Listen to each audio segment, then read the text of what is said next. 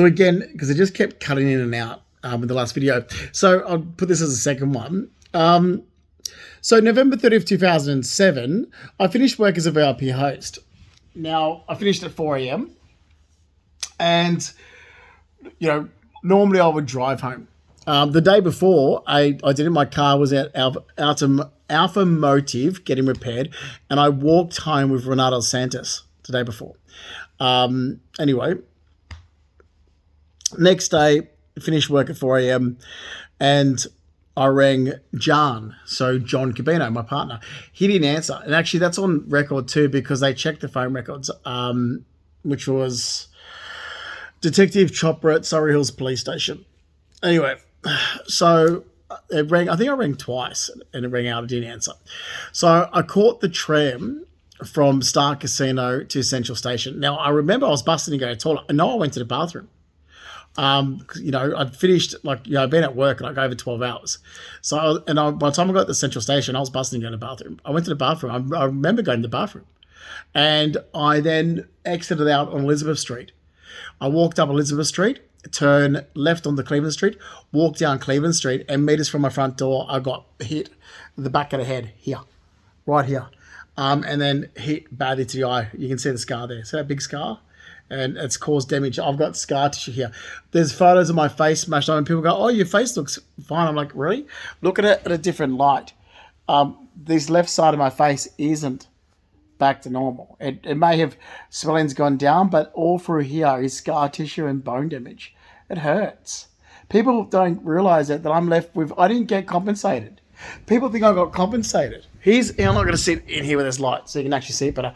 People still think I got compensated. I'm like, no, it was Star Casino. I didn't get compensated. I got part salary payment for 10 years. I didn't get compensated for damages. So let me explain to you the damages. And this is where the government, Australian government, everyone's just walked away and let them get away with it. Even worse in the last 10 years because they're letting me, I'm getting defamed. So, accused of being a drug user and everything. And I'm like, yeah, but I'm not. Oh, God, that Chinese food's repeating on me.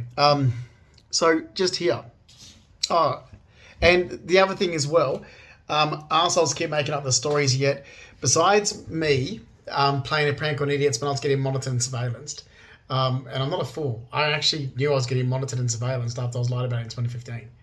So besides myself actually, playing a prank back at these idiots and then going to Dr. Baker almost on a weekly basis saying do toxicology reports and then going to Professor Brewer and asking them to get toxicology reports, going to IBAC. So there is overlapping toxicology reports. And here's the thing. So even my doctors have looked at all the records and go, well, there's no way you can be using drugs in 2015 to 2018 anyway because all the blood and urine results say otherwise. So you can't, that is undisputed. And I'm actually sending those documents through to the Department of Foreign Affairs. And I'm like, yeah, that's because I'm getting monitored and surveillance. So I played a prank back on the idiots monitoring and surveillancing me. And even my doctor, Dr. Baker, said don't. I remember in 2017, he's like, oh, God, don't do that. I'm like, no, I'm getting lied about. I've gone for enough. I went for an extreme mugging after work that has caused so much damage to me. And I've got some arseholes making up stories about me. And these arseholes are absolutely fucking scum of the earth. So, yeah, I will be. That was my attitude. And he's like, don't. It's not going to end well. Basically. As in to say, it's going to backfire. Type thing. Yeah, it's around those lines it was in 2017. Anyway. And then, so let me explain. So when I was mugged after work, I wasn't the only mugging. So I wasn't singled out. And it was Detective Chopra. So Detective Chopra was at Surrey Hills Police Station.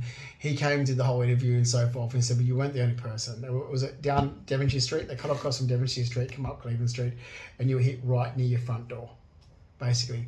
Hit here, damage to the eye, damage to my back, damage to my leg. You might see me rubbing my leg a lot. My right leg got badly damaged in it. These injuries aren't paid for. So I've received nothing from these injuries. My right ankle is damaged from it, because I fell badly. It was, when I hit, it was like bang, like basically it was a bashing. Absolute violent bashing. Took my chains off me, my work bag.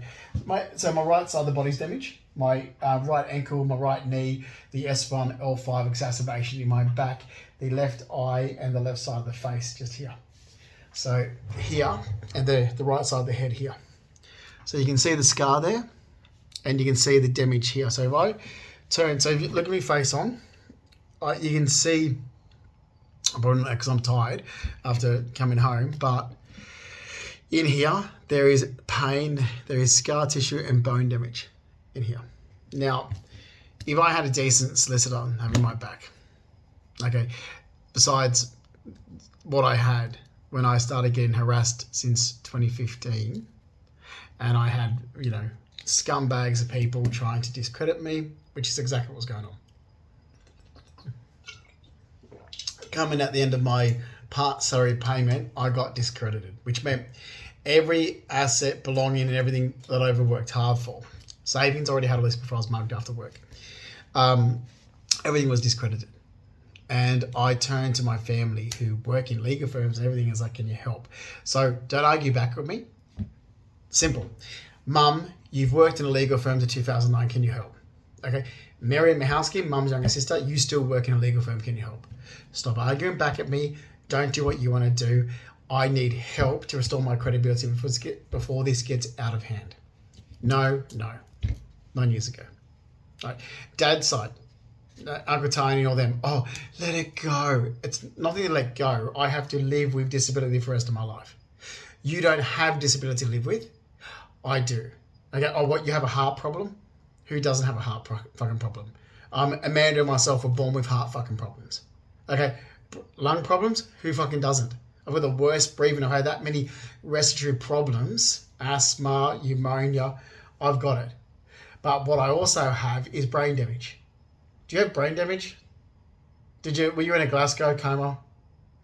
Okay. And I know other people have worse brain damage than me. Fine. So when I was in a Glasgow coma, scale 13, the dreams of being trapped. So I was trapped and couldn't move.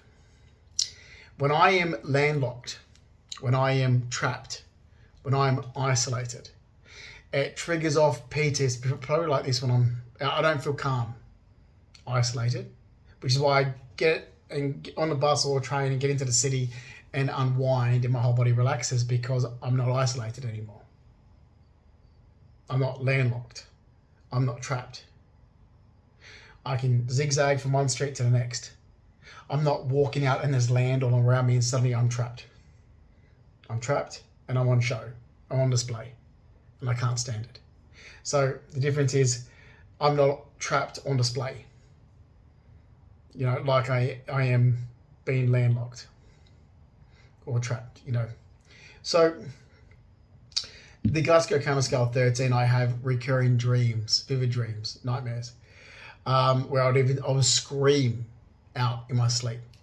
But it's a nightmare. I'm not conscious of the noise. I'm not conscious of screaming. It's part of being in a Glasgow Coma Scale 13. So I'm not conscious that I've screamed out. Same as I'm not conscious that, I may have hit, been trying to get out of the coma, like move and get out and struggle. Because when I was in the coma, I have these dreams and I'm trapped. I can't move. And the vivid dreams that actually happened while I'm trapped, there's it feels like there's people above. I felt the splatter of blood. I remember these dreams that were so more vivid when I first was mugged, and it's almost recurring the same. People said you can't have the same dream over and over. I'm like, but I do. It's very similar. It's exactly the same thing. It's dark. I'm trapped. I can see people in front of me. They're they're touching my body, but it's telling me I'm here and I can't move. I'm trapped. I'm held. It feels like I'm held down. I can't move, and I feel this splatter, like blood on my face, and I can't move. Like I'm held down. I'm trapped. It's constantly I'm trapped. It's this horrible feeling. It's horrible, and that's what I live with, and that's the PTSD. That's the PTSD and that's the anxiety. And when I got a green card to America, I had to be very careful not to tell them. Where now I'm like, too much damage has been done in the last 9 years. I need a disability advocate. I have to be upfront and honest and say, okay, yeah, I have denied this because I'm too scared of losing the green card. But now the damage to my life has been too drastic. I don't care if I lose it. The damage to my life is too drastic. It's not mental health. We're talking about physical health injuries that have just been really exacerbated in the last 9 years. to the point of recovery now. It's been continuous for 9 years. It's not mental health to, if you forget about it and let go. No, that's not going to work. We are now talking about extreme health damage exacerbated. That's all been let go because there's no advocate for me. There's no one that's like, he's not mentally retarded. He's not using drugs. He's had an injury, and he's had a pretty substantial injury. And there's the document of the injury right there. And now that he's been defamed and discriminated against for 9 years, and even drug users have made up stories about him. People that have never had anything wrong with him except they're just drug users, basically. I mean, there's my documents. There's my medical reports. That's when I was in a Glasgow coma scale 13, November 30, 2007. I didn't get compensated for it. I was on part salary payment for 10 years. Everything I had, my money, my assets and belongings, I already had before I was mugged after work. Jewelry, everything. You sat back and let someone with disability get discriminated against for 9 years. And all I've tried is to always minimize damage, which means the worst thing is I don't want people knowing everything about me. But now everyone knows everything about me because I've been defamed. It's like, well, now I have to tell people. But this is part of now discrimination. So you've defamed me. The real estate agent has defamed me and discriminated me in the past. So I am the victim of defamation discrimination. And my family is sitting back doing nothing. They want it their ways. I'm like, no, you're not. This is nothing to let go and move on from. And this is not historical. Because it's not historical. It is current. It is going to be my life. Living with disability isn't historical. There's the injury when it first happened. And it's continued. There is nothing to let go and move on from. I don't have trauma towards Dark Casino. I don't have trauma towards the area I lived in. Okay? So there's nothing to do with that. There's no trauma, even though it was a traumatic injury. There is health conditions now affiliated with that. The defamation, discrimination the last 9 years is now destroyed. So everything that was in place to maintain this injury. And it has been badly defamation and discrimination, and it's continued to date. It's not stopped. Hasn't stopped. So when I try to minimize, because I know what I need, and I try to get people to listen and say, okay, you need to minimize these issues that you're causing. I'm not causing them. I'm telling you, don't come into my area of residence. Don't. You want to meet me? Fine, we'll meet up. If you're a friend of mine, like an old friend like Rodney Sard, what are you doing? You can catch up with me at my place. But anyone else who's a stranger, like that's deliberately coming to my area of residence like they were doing, don't do it. You're causing me harm. You were told don't do it back in 2016. You're told don't do it in 2017. You're told don't do it in 2018. You were told don't do it in 2022, in 2023, in 2024. You were told don't do it from me. So why do it? Why do it? So, and that's it. That's the facts. So I've now had to go through so much. And I, like, even when police ask me, like, do you have it? And I'm like, I don't want to say I've got extreme PTSD and anxiety, because then suddenly it's like, oh, alarm bells. I'm like, yeah, no, I know how to handle PTSD and anxiety. I know what triggers it off. I can't be inside small spaces. I go crazy. That's why I keep saying to people, like, when it comes to inside spaces, I can't do a small inside space. And I go, oh, you're precious. I'm like, no, I've had a brain injury. I was in a Glasgow coma scale 13. I said I was trapped. I said I can't feel trapped. I can't feel trapped or I will go crazy. And that's it. I'm not crazy. I've had injuries. And I feel very discriminated against. If I was a female, I would not be going through this. It's because I'm a male.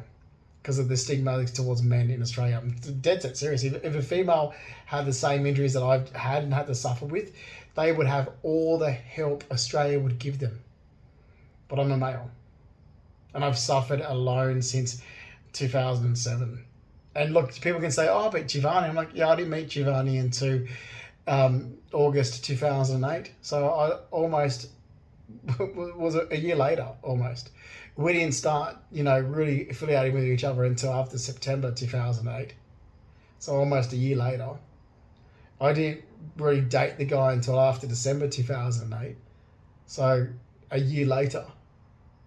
It's already had a year, and then he was a new relationship right in the middle of my recovering from a Glasgow coma scale 13. That's it. And all I've had since that is, well, it was horrible. It was a nightmare being with the guy. So, yeah.